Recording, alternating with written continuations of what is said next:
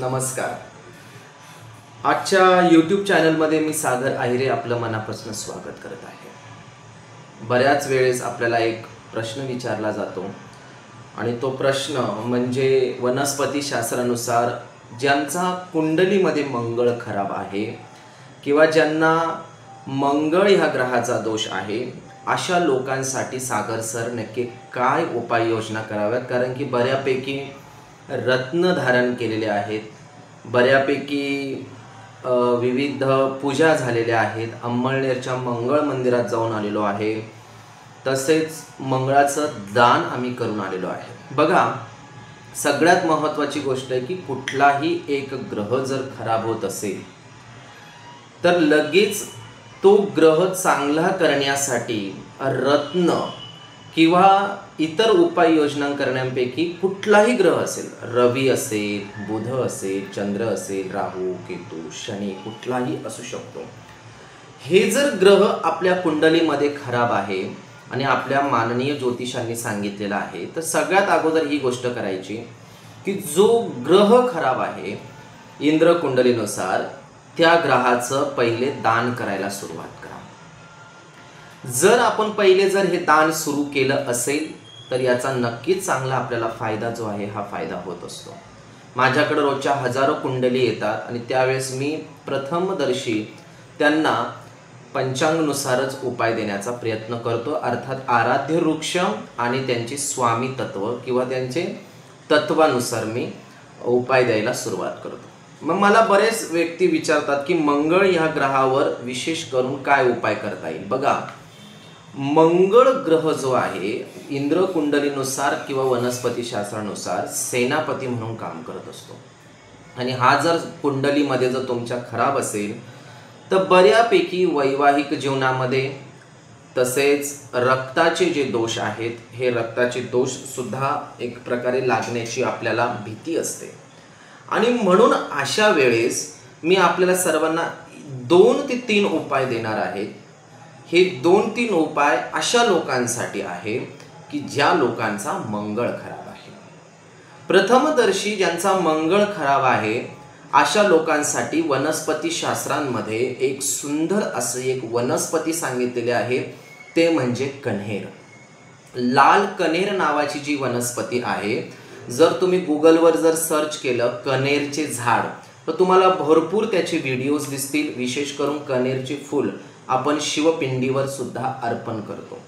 पण जर लाल रंगाचे जर कण्हेर आपल्याकडे जर असेल आणि मांगलिक लोकांनी जर मंगळवारच्या दिवशी लाल वस्त्रामध्ये त्या मंगळाच्या जी वनस्पती आहे कण्हेर याची मूळ ओम श्री, मी मंत्र सांगतो, या मंत्रावर तुम्हाला 108 वेळेस म्हणून मंगळवारी सकाळी याला अभिमंत्रित करायचं.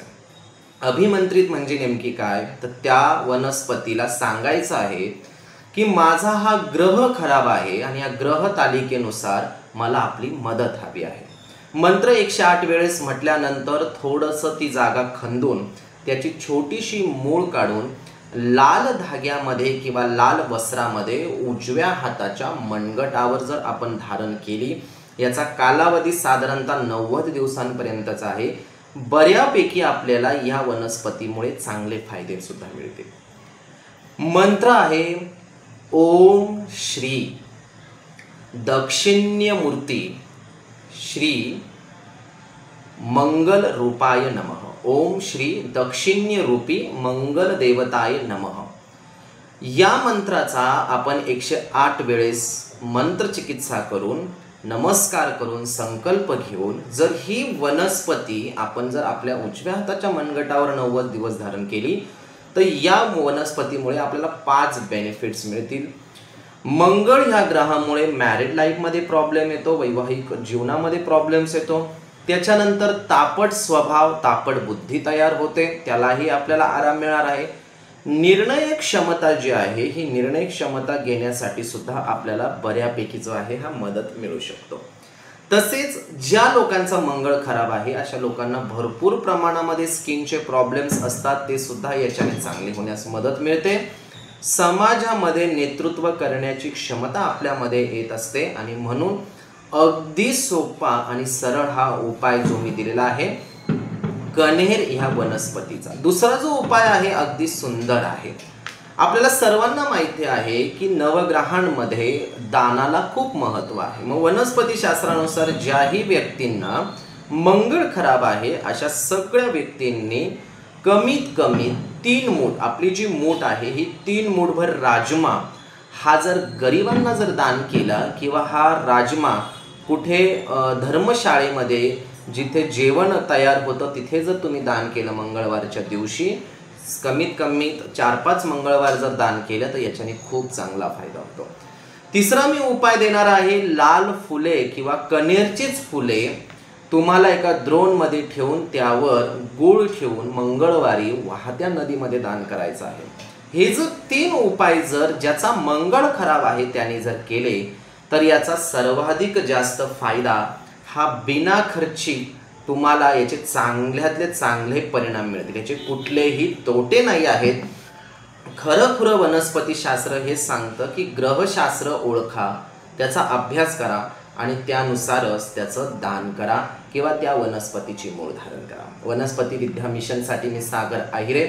आपल्याला व्हिडिओ कसा वाटला लाईक, सबस्क्राईब आणि शेअर नक्की करा. आपला दिवस खूप खूप आनंदाचा जाओ हीच मी ईश्वराची चरणी प्रार्थना करतो.